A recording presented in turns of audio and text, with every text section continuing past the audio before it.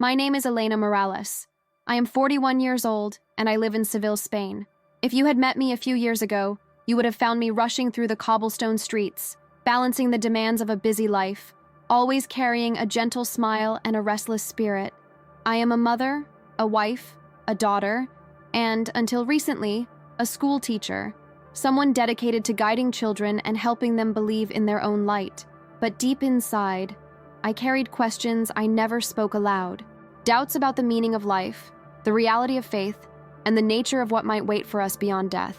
Seville is a city filled with centuries-old churches, celebrations of faith, and golden sunlight.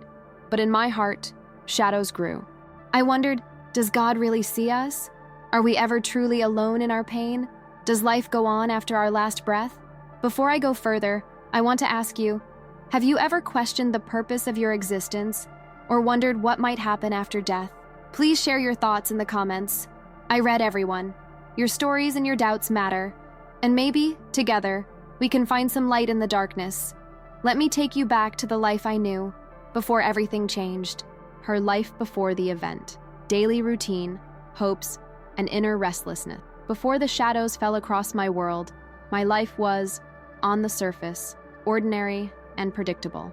Each morning I would wake before the sunrise, the soft glow of the Andalusian sky barely touching the horizon. My husband Javier would already be in the kitchen, preparing coffee, while our daughter Lucia, only 9, slept curled up with her favorite plush fox. We lived in a modest apartment filled with laughter and books, the scent of fresh bread from the bakery below always drifting through the open window. My days were spent teaching second graders at a local primary school, guiding children through the mysteries of language, science, and friendship. To many, I seemed fulfilled, busy with my lessons, devoted to my family, surrounded by community. On weekends, I volunteered at the parish food bank, trying to do good, as my mother always said. But even in those beautiful, ordinary moments, a quiet ache lived inside me. Sometimes, in the middle of a bustling classroom, I would find myself staring out the window, wondering about the meaning of it all. Is this all there is? Why do some people suffer so much while others seem blessed? Why do our hearts hunger for answers that this world cannot provide? I prayed often, but my prayers felt small, like whispers lost in a cathedral. Faith to me was like sunlight behind a cloud, present, but not always seen. There were nights when anxiety crept into my heart, a fear I could not name. I longed for a sign that there was more, that suffering had a purpose, that my soul was not alone in the universe. If you have ever felt this same invisible weight, the quiet longing for something beyond the routine, the need to understand your place in the world, please tell me in the comments. What do you hope for deep in your heart that you rarely say out loud? Have you ever felt restless, even when life seems good enough? I truly want to read your stories, your hopes, your questions. This is not just my journey, it is ours. Before I share how everything changed, let's open our hearts together. Questions and spiritual doubts, her inner world exposed. Despite the rhythm of daily life and the mask of calm I wore, my soul was a battlefield.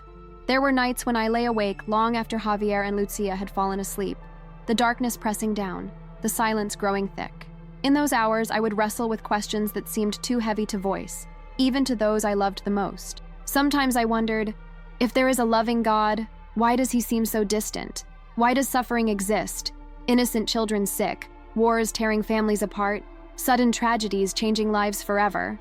I had seen my own father die young, his illness slow and merciless, and sometimes I felt abandoned, even while I prayed. The priest spoke of trust, of surrender, but my heart kept searching for a personal answer, something more than doctrine or tradition. Faith, I learned, is not always a mountain, but often a fragile thread. At church, surrounded by others singing hymns and lighting candles, I felt both comforted and painfully alone. I listened to stories of miracles, but doubt would whisper, "Why not you? Why not now?" I envied those who seemed certain, their lives illuminated by unwavering belief, while I drifted in and out of conviction like a boat on a stormy sea. There were moments of peace, watching Lucia sleep, feeling Javier's hand in mine, hearing a student laugh in class, but they would pass, and the questions would return. Was there meaning in my suffering? Was my life part of a greater plan, or just a brief spark in the vast darkness? I read about near-death experiences, visions, people who claimed to see angels or the afterlife. Part of me wanted to believe, to feel chosen or reassured. Another part was skeptical, afraid to hope for something beautiful, only to be disappointed. I'm opening my heart to you, honestly and vulnerably, because I know I'm not alone. Have you ever struggled with doubt, even as you tried to believe?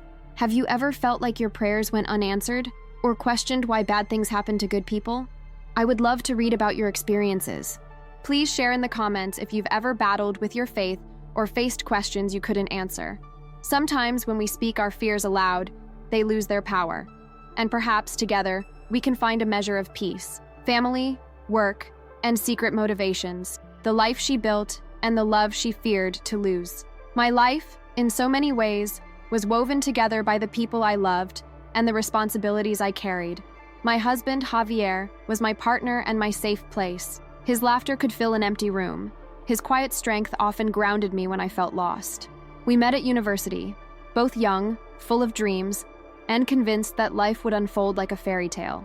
Over the years, we weathered many storms together. Financial worries, the loss of loved ones, misunderstandings that only patience and forgiveness could mend. Still, I often wondered if he truly saw the doubts that lived behind my eyes, or if he only saw the wife and mother I tried so hard to be. Our daughter, Lucia, was the living proof that love could conquer fear. She was light, pure, honest, unfiltered. Her questions made me see the world with new eyes. "Mama, where do the stars go during the day? Do angels get sad?" She reminded me day after day of innocence, hope, and the unspoken fears that children hold close. I often watched her sleep and prayed that she would never carry the heaviness I felt inside. Professionally, I poured myself into my work as a teacher. My classroom was a second home, a place where I could nurture curiosity, encourage kindness, and witness tiny moments of transformation. Each year, a new group of children would walk through my door, some carrying burdens heavier than any adult should bear. I saw the way life shaped them, through family struggles, poverty, bullying, and I made it my mission to create a sanctuary of learning and love. But I always wondered, was it enough? Was I doing enough to make a difference? To give them hope for a better tomorrow? Beneath the surface, my true motivation was fear. Fear of losing those I loved, fear of failing them, fear of the unknown. I tried to control the uncontrollable, working late, making detailed plans, preparing for every possible scenario. I was driven, yes, but often exhausted. At times, I worried that if I let my guard down, something terrible would happen. Maybe this was why I clung so tightly to routine, why I poured so much of myself into being useful, needed, irreplaceable. But there was always a question echoing inside. If everything I had disappeared, would I still have worth? If tragedy struck, would faith carry me through? Or would I fall apart? I tried to prepare for the worst, but I could never imagine the darkness that was about to come. I want to ask you, honestly, what or who gives your life meaning? Do you sometimes fear losing the people or things you love most? How do you find the strength to keep going, especially on the hard days? Please share your answers and stories in the comments below. Your words might help someone else feel less alone in their struggle, and I truly believe that by sharing, we create light together. The day of the accident, when everything changed, it was an ordinary Friday in late autumn, a day painted with soft golden sunlight and the promise of routine.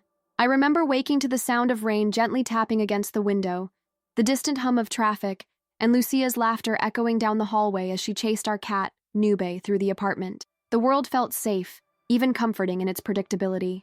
I had a long list of errands that day. After a morning of teaching, where my students were extra restless, their energy almost contagious, I left the school feeling both tired and grateful. On the way home, I stopped at the market to pick up fresh bread, tomatoes, and a small bouquet of white lilies, Javier's favorite. I wanted to surprise him. It had been a long week, and we both needed a reason to smile. As I walked through the narrow streets of Seville, I paused for a moment to admire the golden light filtering through the orange trees.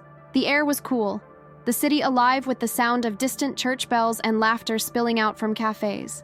For a brief second, I felt at peace, as if everything in my world was exactly as it should be. I remember getting into my car, humming a song Lucia had been singing that morning. The rain had stopped, leaving the roads glistening and slick. I checked my phone, one message from Javier, telling me he'd be home late, another from my sister, asking about plans for Sunday lunch.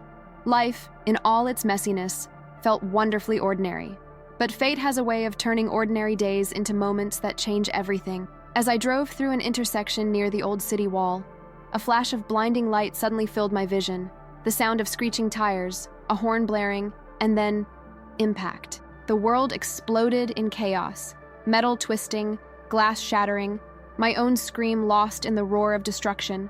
My body was thrown forward. Pain radiated through my chest and arms. In the split second before everything went black, I remember thinking of Lucia and Javier. Would I see them again? Had I told them I loved them enough? Then, silence. It's hard to describe the sensation of dying.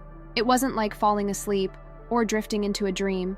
It was as if every sense, every sound, every feeling was amplified and then ripped away. My life flashed before my eyes, moments of laughter, tears, fear, and hope, all woven together like a tapestry suddenly being unraveled. I felt a crushing weight on my chest, the desperate need for air, the cold sting of rain through shattered glass. My mind fought to hold on to consciousness, to stay in this world just a moment longer. But the darkness grew deeper, swallowing me whole.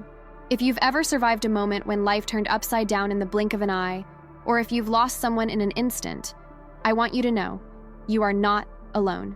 Have you ever experienced a day that changed everything?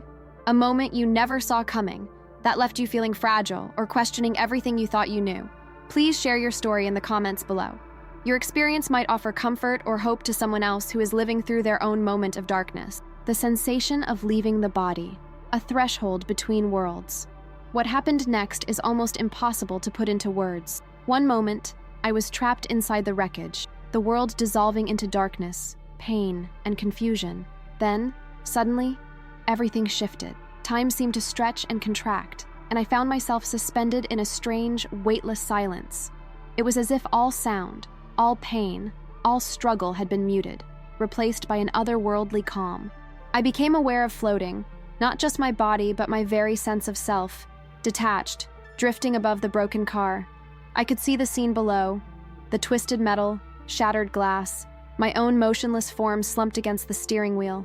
My face, pale and bloodied, looked both familiar and impossibly distant. Sirens wailed in the distance, and people gathered at the edge of the road, their voices muffled, almost like a dream. But I felt no fear. Instead, there was an overwhelming sensation of peace, a gentle warmth that seemed to cradle me. The pain, so sharp and brutal just moments before, was gone. My mind was crystal clear, more alert and aware than ever before. I could see colors I'd never seen, sense textures and vibrations in the air that had no name in any human language. It was as if I had awoken from a lifelong sleep into a new, hyper-real state of being. I noticed that I was not alone. I sensed presences, some familiar, others unknown, hovering at the edge of my awareness. I felt waves of compassion, understanding, and love radiating from these beings. There was no judgment, only a profound acceptance. Time lost all meaning.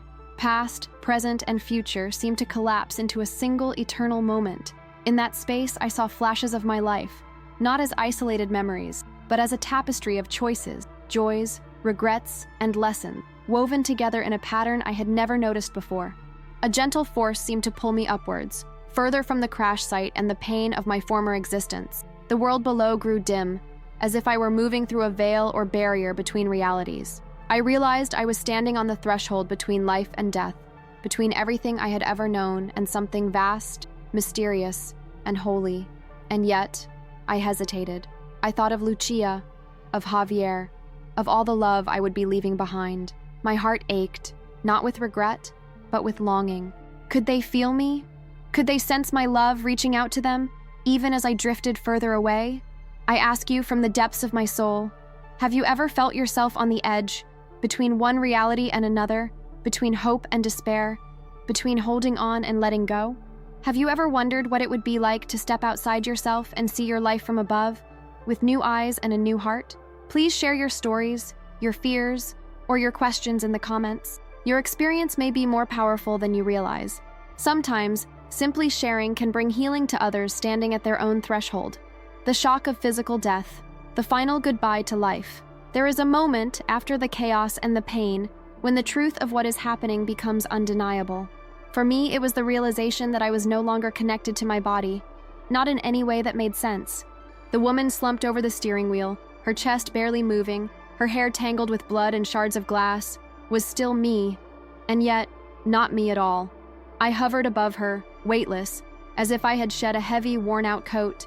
The shock of it all was not terror, as I might have expected. It was awe, a kind of deep, trembling wonder. My first instinct was to reach out, to shake myself awake, to scream, "No, this can't be real." But I had no hands, no voice, no way to touch or change anything in that world. Instead, I felt every emotion I'd ever known flood through me. Love, fear, grief, hope, regret, gratitude. It was as if my whole life played out in the space of a single breath. I saw memories not only from my own eyes, but through the hearts of those I had loved and even those I had hurt. I could feel the echoes of my words, both kind and careless, rippling through the lives of others. I saw moments I had forgotten: Lucia's first steps, Javier's silent tears after losing his job, my mother's smile at the dinner table, the loneliness of a friend I never noticed until now. Every detail seemed sharpened, more real than ever before, but tinged with an unbearable sweetness. A final goodbye to all the beauty and sorrow that had made me who I was. For a moment, I was gripped by a terrible longing. I wanted to return, to change things, to speak the words I had left unsaid. I wanted to hold my daughter, to forgive those I had judged, to live every second with the gratitude I now felt so fiercely. But the truth settled in like a cold wave. I could not go back. The body I had cared for, criticized, and called my own was now just a shell, a fragile vessel emptied of everything that made it alive. And yet I felt something else begin to rise within me: acceptance. The fear faded. In its place, a quiet certainty blossomed. I was still me. My thoughts, my feelings, my love for my family, all remained, but unbound by flesh and bone. I sensed an invitation, gentle and irresistible, to move forward, to step into something greater. The world I had known grew dim, as if a curtain was falling. Sounds and sights from the accident faded into the background, and what remained was a profound silence, vast and endless. It was both terrifying and strangely beautiful. A threshold crossed, a door closed behind me forever. I want to ask you, truly and sincerely, have you ever experienced a loss so deep that it felt like saying goodbye to a part of yourself? Do you carry any words you wish you'd spoken, or regrets that haunt you at night? What would you do differently if you knew you had only one more day to live? Please share your thoughts, stories, or regrets in the comments. Sometimes the simple act of writing them down can bring a little peace, both to you and to others who might be carrying the same burdens. The first moments, outside the body: discovery, awe, and unimaginable peace. The first moments outside the body are unlike anything I could have ever imagined. An experience so foreign, so vast, that even now, words seem too small. In the beginning, there was only confusion. I was drifting, as if carried by a gentle current, through a space that was both familiar and completely transformed. The physical world, the wreckage, the flashing ambulance lights, the people shouting, seemed to fade, growing distant and gray, as if I were looking at it through a veil. But I was not afraid. A profound sense of calm enveloped me, washing away the terror and agony of my last moments on Earth. My consciousness expanded, free from the limitations of flesh and fear. It was as if every barrier that had ever separated me from the world, pain, doubt, self-judgment, simply vanished. I felt myself becoming something new, something whole. The boundaries of me dissolved, and for the first time in my life, I experienced what it was to simply exist, without worry, expectation, or shame. The senses I once knew, sight, sound, touch, were magnified 1,000-fold. I could see not just the surface of things, but the essence beneath, the pain and hope in a stranger's face, the ripple of prayer from a grieving mother, the silent love that bound together even the loneliest souls. Colors pulsed with life, light danced in patterns I had never seen. I could hear melodies, ancient and beautiful, woven into the very air, as if the universe itself was singing a lullaby to comfort me in my passage. I felt watched over, cared for, even cherished. There was an awareness of loving presences all around me, invisible yet deeply familiar. I sensed that they knew my every secret, my every joy and regret, and yet there was only acceptance. I felt cradled, as if by invisible hands, weightless and safe. In that realm, time had no meaning. I remembered every moment of my life, my childhood fears, my teenage hopes, the taste of my wedding cake, the warmth of Lucia's tiny hand in mine, all at once. It was as if every second I had ever lived was happening now, overlapping and glowing with new understanding.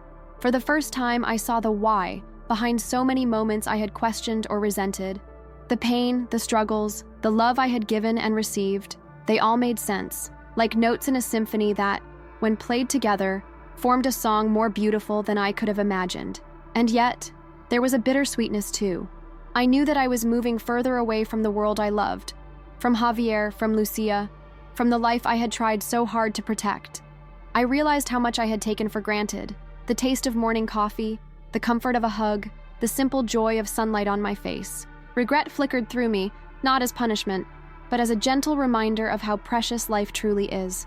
I want to ask you from my heart, have you ever felt a moment of deep peace, even in the middle of chaos? Have you ever sensed that there is more to this world than meets the eye, an unseen comfort, or a loving presence near you in a time of need? What are the little things you wish you could go back and savor just one more time? Please, share your stories and your longings in the comments.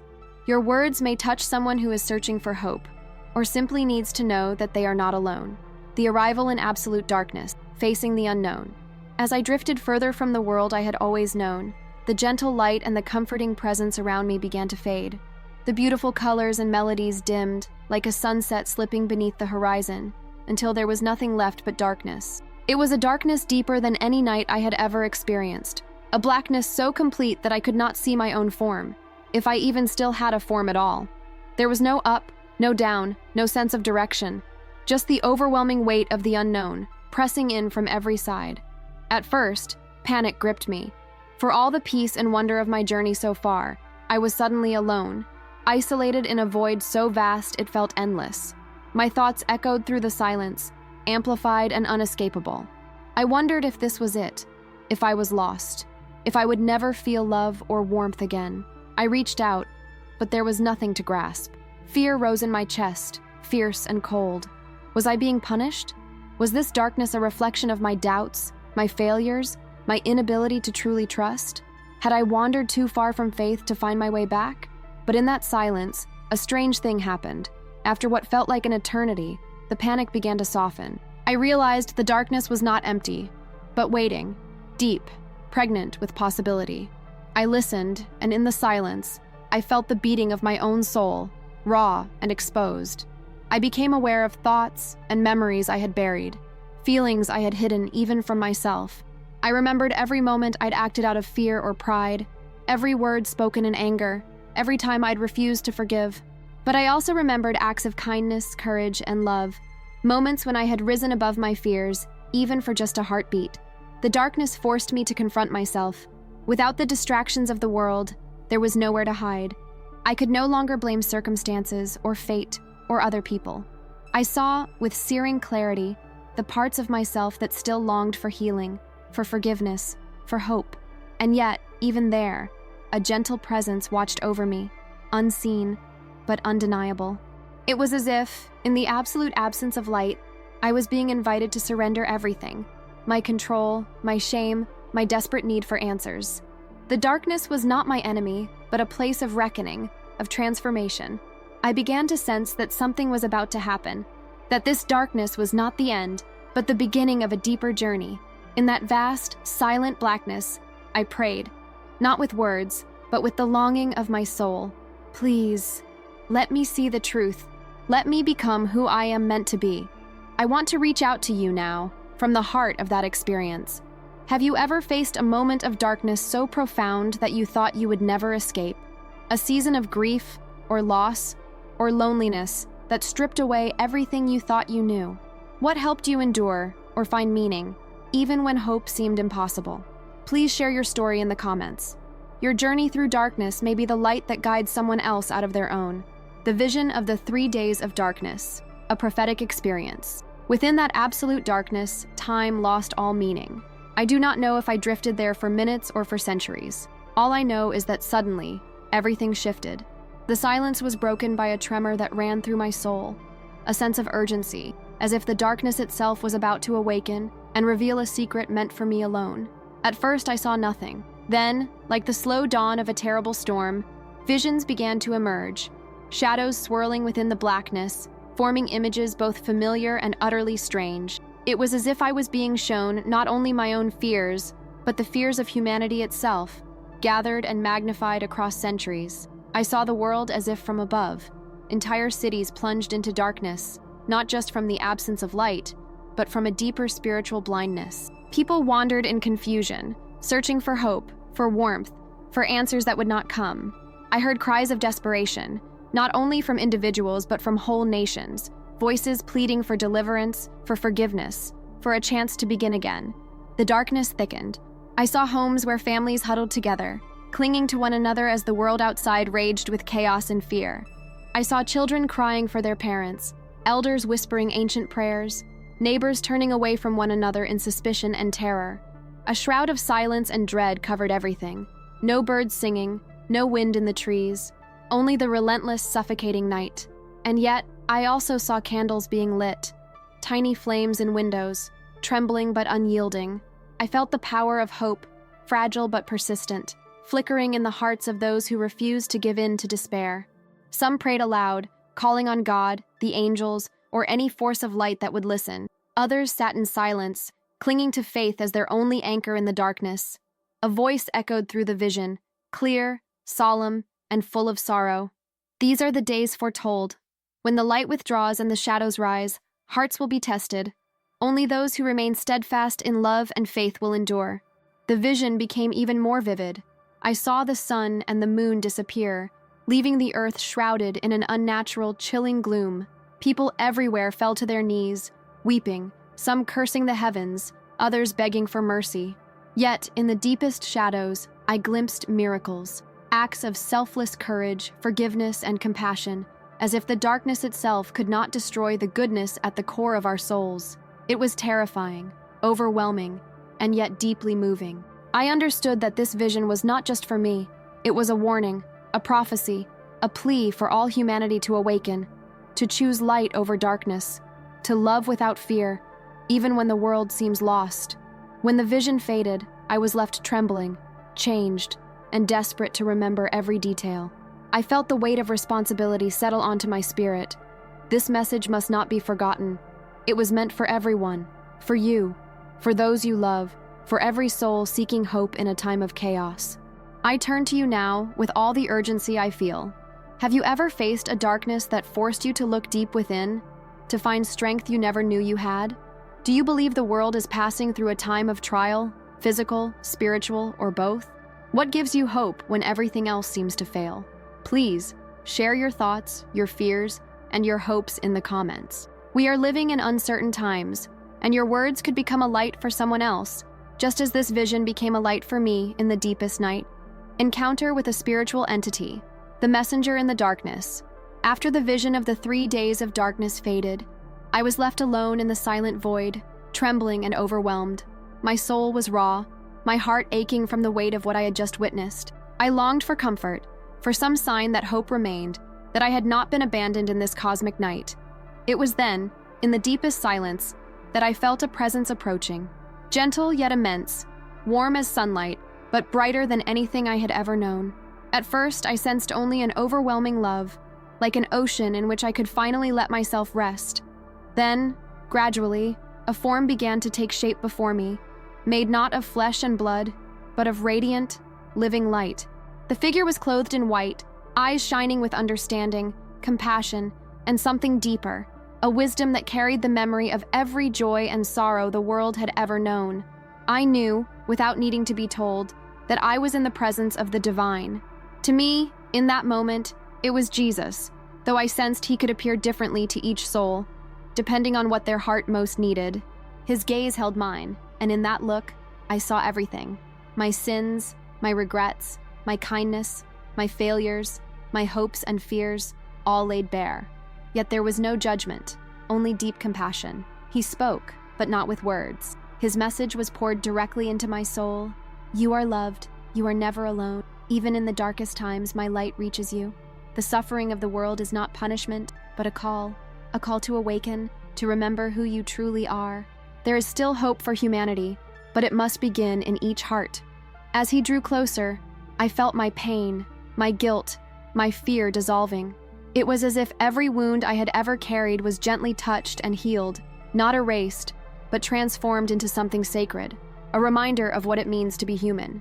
He showed me flashes of my life, not to shame me, but to help me see with new eyes. I saw the ripple effect of every act of love, however small.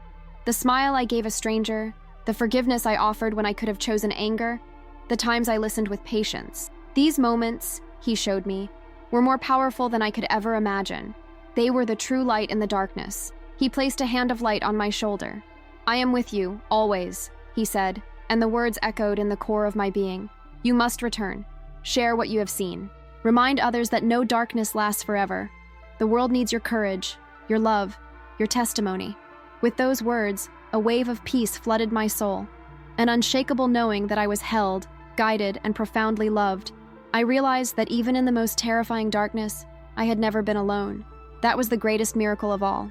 I turn to you, from the depth of this experience. Have you ever felt the touch of something greater than yourself? An angel, a presence, an intuition that saved you or gave you hope? Do you believe in divine encounters? Or have you longed for one in your darkest hour? How do you find comfort or meaning when you feel lost? Please share your stories or questions in the comments. You never know. Your words could be the sign someone else is desperately waiting for. The prophetic message, a warning and a call to humanity. In the presence of that luminous being, time itself seemed to hold its breath. Every question I had ever carried about suffering, evil, the fate of the world, rose up within me, raw and urgent. The silence between us pulsed with the weight of unspoken fears, not just my own, but those of millions. Why so much pain? Why are we facing such darkness now in our world? Is there truly any hope for the future? It was then that the entity's eyes grew even brighter, as if he could see into the very heart of humanity's suffering. Without words, I received a message so powerful, so overwhelming, that it burned itself into my soul forever. The darkness you have seen is both a prophecy and a mirror. It is a warning, not of the end, but of the choices humanity faces in this very moment. The world stands at a crossroads. Fear, division, hatred, and pride are spreading like a shadow over the earth. Nature cries out in pain. The hearts of many have grown cold, distracted by false lights and empty promises. Yet, even now, the smallest act of love can change the course of history. He showed me visions of current times, cities in chaos, wildfires devouring forests, rivers running dry, nations locked in conflict, children lost and hungry, people shouting at each other online but refusing to see the humanity in each other's eyes. I saw disease spreading, trust broken, families torn apart, not just by war or hunger, but by anger and misunderstanding. But in the midst of all this, I also saw candles flickering, strangers reaching out to help one another, doctors working tirelessly to save lives, young people marching for peace and justice, families kneeling in prayer. One act of kindness sparked another, and another, like a chain of lights pushing back the night. The entity spoke, and his words became like thunder in my mind. Tell them, the 3 days of darkness are not only a future event, but a spiritual reality already unfolding. Every heart will face its own trial. When the world grows cold and silent, remember, love is the only light that cannot be extinguished. Fear will tempt you to turn away, to judge, to despair. Do not listen. Choose mercy. Forgive. Reach out. Be the light. You were born for these times. Your faith, your hope, your willingness to care for others. These are the weapons that will save the world. He pressed upon me a sense of urgency, a knowing that every person right now is being called to choose. To turn from hate, to reject indifference, to stand up for truth and compassion, no matter how small the act may seem. Tears streamed down my soul, if such a thing is possible. I wanted to argue, to protest, but I am just one woman. I am weak. How can I make any difference? But the entity only smiled, as if he had heard the same fear in countless souls before me. Every great change begins with one spark, one choice. You are not alone. Never underestimate the power of one heart, burning with love, to ignite a fire that can heal the world. The vision faded, but the message remained, a call that could not be ignored, a responsibility that now belongs to all of us. I ask you now, with all the urgency and hope I carry, do you feel the world changing? Have you witnessed darkness in your own life, or seen it in the world around you? What acts of love, big or small, have touched your life, or what small kindness could you offer today? Do you believe, even in the darkest times, that a single act of compassion can truly change everything? Please, Share your thoughts, your fears, your hopes in the comments. This message is not just for me, but for all of us, because together, our lights can overcome any darkness. The struggle to return, between worlds, between choices. The message of hope and warning still echoed through my soul when I felt a sudden pull, like an invisible current drawing me away from the warmth and light, back toward the cold emptiness of the void. I wanted to stay. Every part of me longed to remain in that realm of unconditional love, where pain was healed and every question found its answer in silence. But I remembered his words, "You must return. Share what you have seen." A wave of resistance rose up inside me, fierce and almost childlike. How could I leave this peace, only to return to a broken world, to face suffering and uncertainty again? The struggle was not just physical, it was spiritual, emotional, existential. I felt myself being stretched between two realities, the eternal embrace of light and the aching need of life on earth. I heard distant voices, some familiar, some strange, calling my name. I saw flashes of Lucia's face, Javier's hands reaching out for me, the faces of my students, my mother, even strangers whose lives had touched mine in ways I'd never realized before. Each face became a reason, a plea, a promise that my journey was not over.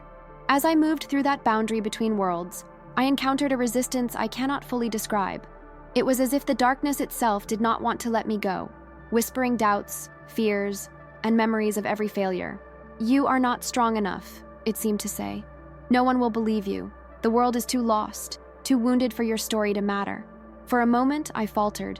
The weight of the world's pain, and my own, felt unbearable.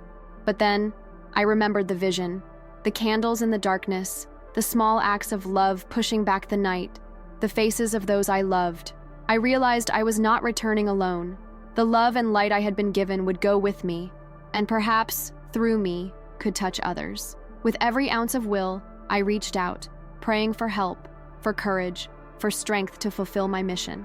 Suddenly, I felt a surge of power, as if invisible hands were lifting me, guiding me back through the shadows. The darkness receded, replaced by a blinding pain and the distant sound of voices shouting, machines beeping, hands pressing on my chest.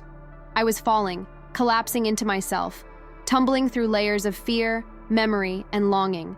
Then, with a gasp, I was back, crushed by the weight of my body, lungs burning, heart pounding. The world was loud, harsh, filled with confusion and suffering, but I was alive. I want to ask you, with all the honesty I have you ever fought to come back from the brink? Physically, emotionally, or spiritually? Have you ever been tempted to give up, only to find a reason, no matter how small, to keep fighting? What or who has helped you find the strength to return, even when every part of you wanted to let go? Please, share your stories in the comments. Sometimes the battles we fight in secret are the ones that shape us most, and your courage might be exactly what someone else needs to hear. After the return, challenges, transformation, and the weight of a new mission, coming back to my body was nothing like waking from a dream. It was violent, raw, and jarring, like being thrust underwater after breathing pure, eternal air.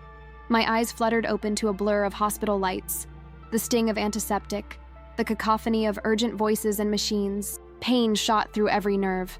My chest ached with each ragged breath, and I realized how fragile, how heavy, how small the human body truly is. I was no longer weightless or filled with luminous peace. I was vulnerable, breakable, afraid. I drifted in and out of consciousness for days. Sometimes I felt the lingering warmth of that other world, an echo of love, a whisper of guidance. Other times, I was overwhelmed by grief, the memory of darkness, the fear that I'd imagined it all, the despair of being unable to explain such an impossible experience to anyone. My family rejoiced at my survival. Javier wept openly, holding my hand and promising never to let go. Lucia's face was pressed against my cheek, her small arms wrapped tight as if to keep my soul from slipping away again.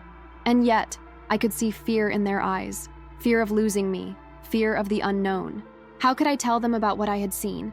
How could I explain that I was no longer the same wife, the same mother, the same woman who had left for errands on that ordinary Friday? I felt like a stranger in my own life, walking in familiar rooms but carrying a secret too heavy to share. Returning to my work was even harder. Colleagues greeted me with cautious relief, students with shy curiosity. Some whispered that I'd changed, become quieter, more intense, more compassionate. Inside, I struggled with a constant ache, a longing for that realm of light, a deep grief for the suffering I now saw everywhere. Sometimes I questioned my own sanity. Other times, I burned with a sense of urgency, haunted by the vision I'd been given, knowing that my mission was just beginning. People ask what it's like to die and come back. They expect peace, or answers, or certainty. But the truth is, it's lonely. The world is loud, and most days I feel like a guest on borrowed time. I battle fear, doubt, impatience, wondering if I'm strong enough to carry the message I was given. But every time I see a flicker of kindness, a student helping another, a stranger offering a smile, a mother comforting her child, I remember the candles in the darkness. Every act of love is a promise that the darkness can be overcome. I want to ask you, have you ever returned from a crisis only to find that everything looked different? Have you struggled to share a truth that others might not understand, or felt isolated by an experience no one else could see? How did you find your way back to meaning, to connection, to hope? Please, share your journey in the comments. Your vulnerability might be the key that unlocks someone else's healing.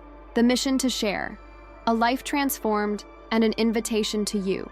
There is a moment, after every journey through darkness, when you realize you cannot remain silent. You are forever changed, not just in your beliefs or your perspective, but in the very fabric of your being.